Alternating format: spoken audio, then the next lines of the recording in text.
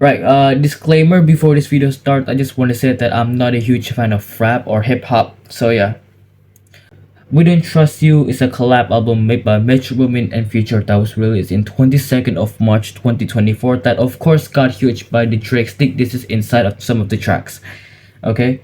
At this point, I'm not even gonna do my analysis on that on this sneak disease or something because I'm pretty much months late into this video. I should have probably reviewed and listened to this album like months ago, probably in April. But only this time that I actually managed to listen to it and got my interest in.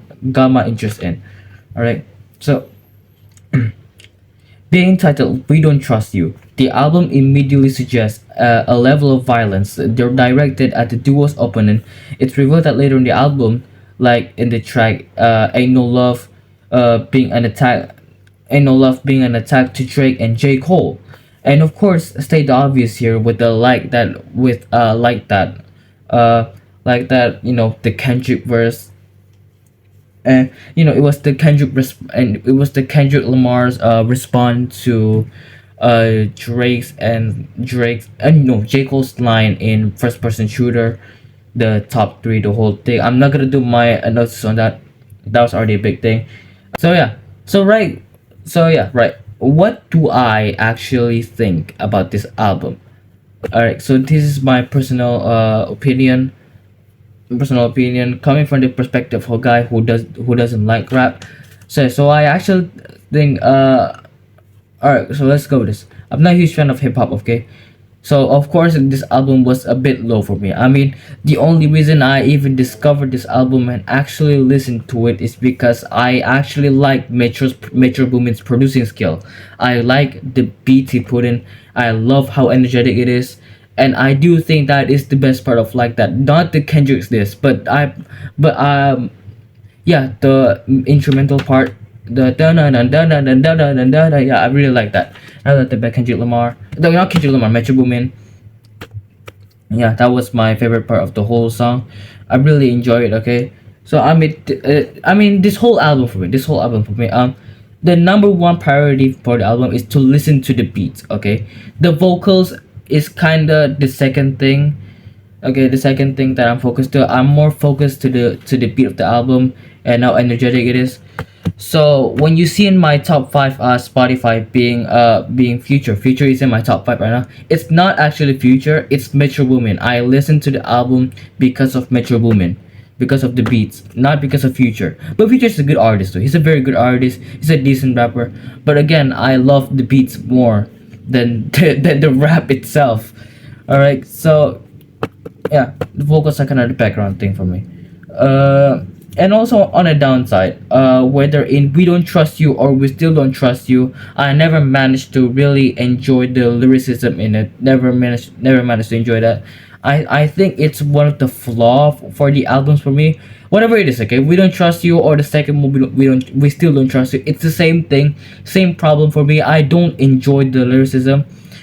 But yeah, okay, so one of the best examples in this album is Type Shit. Okay, Type Shit, again, I'm not a huge fan of the lyricism, especially Cardi's verse. I'm not really a fan of it, but I've always enjoyed the beat. Okay, I've always enjoyed the beat. I do, hang on, I do think that the transition between Future and Travis Scott it was pretty good. It was pretty good. It was definitely my highlight of the song. The transition of it was, I feel it. It was pretty good transition.